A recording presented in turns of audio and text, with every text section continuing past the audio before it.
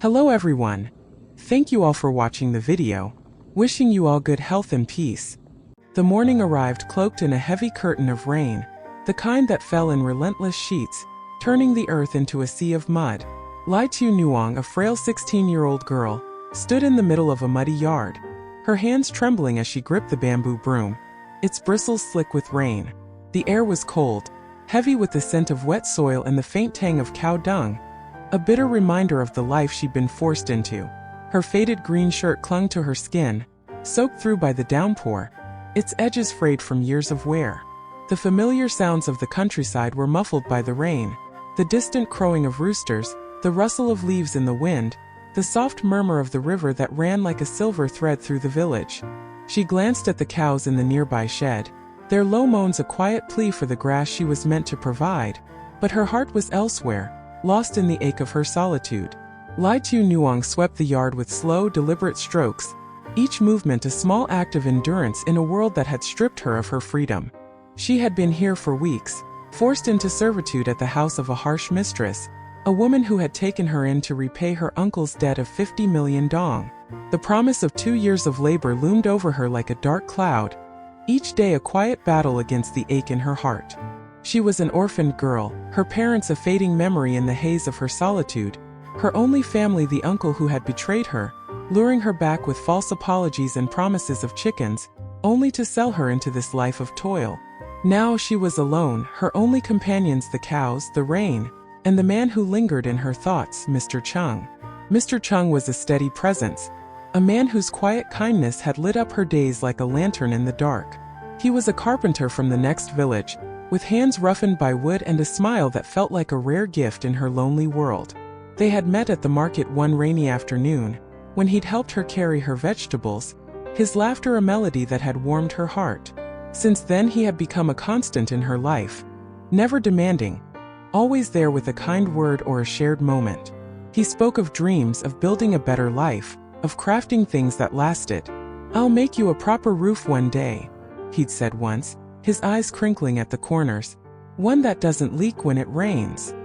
Tieu Nuong had smiled, but inside, her heart had trembled.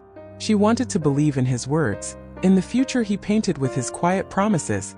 But now those promises felt distant, a faint light in the darkness of her new reality.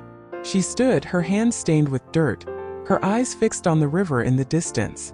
The rain fell steadily, a cold curtain that blurred the world around her, and she felt the weight of her solitude like a stone in her chest. "I wonder if he'll find me," she whispered to herself, her voice barely audible over the downpour, her heart a tangle of longing and fear. She thought of her parents, of the mother whose voice had once been her lullaby, of the father whose hands had once lifted her onto his shoulders, their faces now a fading memory in the haze of her solitude. She thought of her tent, the fragile shelter she'd built for herself, now abandoned, its thatched roof a stark reminder of the life she'd lost.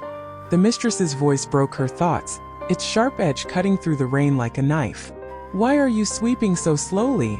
the woman shouted, her hands on her hips, her eyes cold with impatience. "You won't finish until noon at this rate. Forget it, go herd the cows now.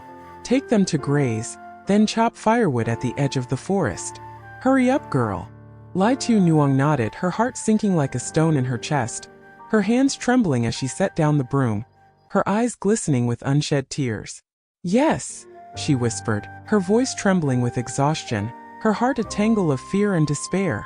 She led the cows to the field, their bells jingling softly, a faint melody against the mournful song of the rain.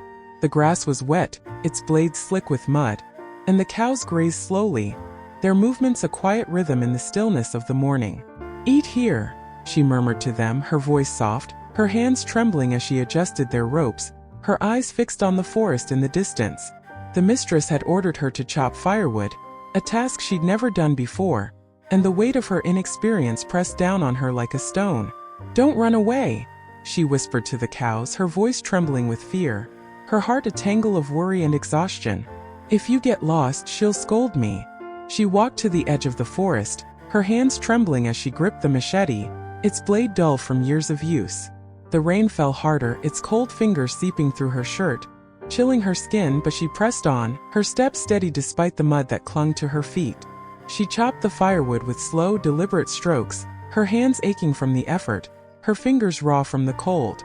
She listened for the sound of the cowbells, their faint jingle a quiet comfort in the stillness of the forest. But as the minutes passed, the sound grew fainter, then disappeared altogether. "Where are you?"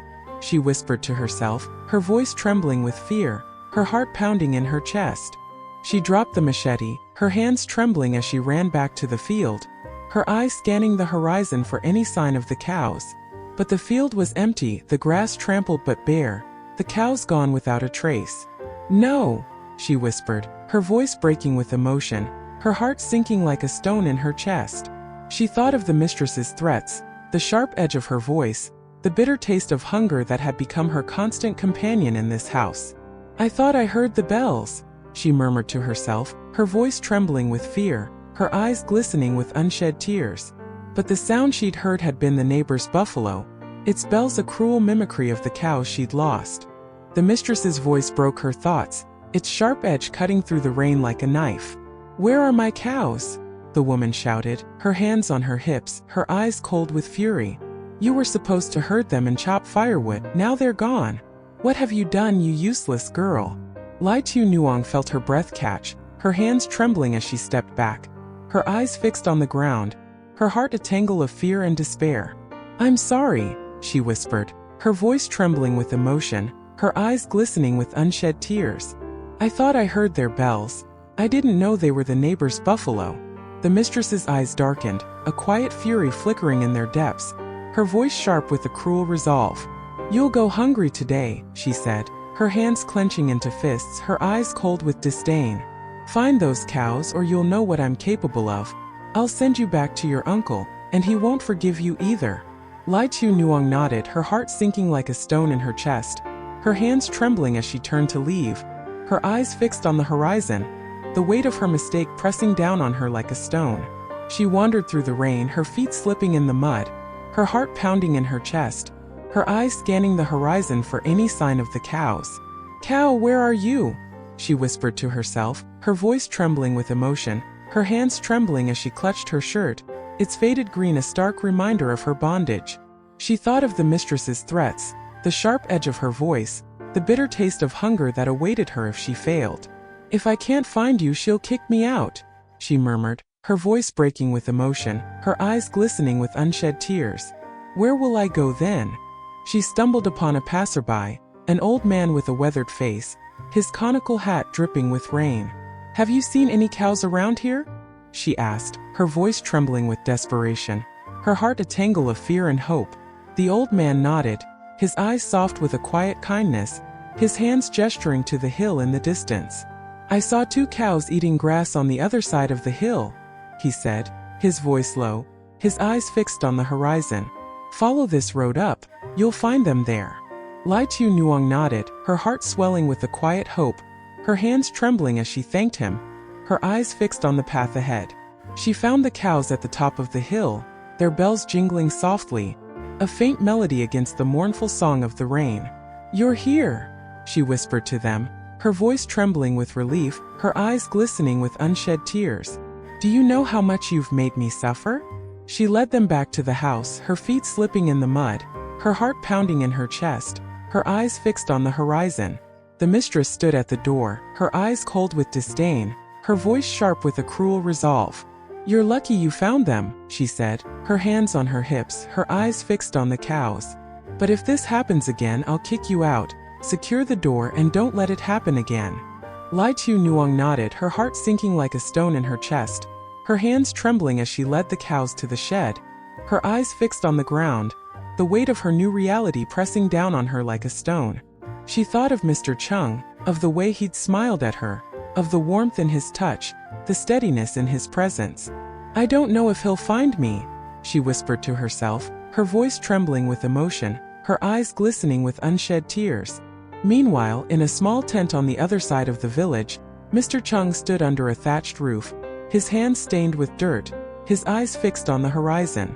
The rain fell steadily, a cold curtain that blurred the world around him, but his heart was elsewhere, lost in the ache of his worry. He had returned to the place where he'd last seen Tieu Nuong, the small tent where they'd shared quiet moments, its thatched roof now covered in dust, a stark reminder of her absence. "Nuong," he called, his voice echoing through the empty field, but there was no answer, only the faint scent of damp earth and the memory of her smile.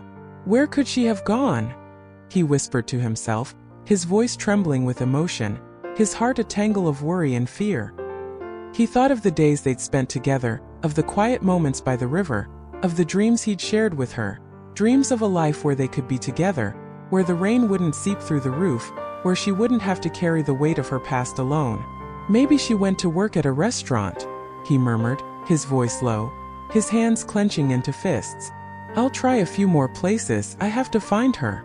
He thought of the workshop, the work that awaited him, the wood that needed to be carved, but his heart was elsewhere, lost in the ache of his longing. I hope she's safe, he whispered to himself, his voice trembling with emotion, his eyes fixed on the horizon. He thought of the dangers she might face, the unknown that stretched before her, the fear that something might have happened to her. I told her not to go anywhere, he murmured, his voice breaking with emotion, his heart a tangle of worry and fear. Would Mr. Chung find her as he hoped, and pull her from the shadows of her new reality? Would Tieu Nuong find the strength to endure, to hold on to the fragile hope she'd carried through the years? Or would she be lost to the currents of her uncle's betrayal? The rain offered no answers, only its steady, mournful song, and the moonlight, hidden behind the clouds, remained silent, a witness to their quiet longing.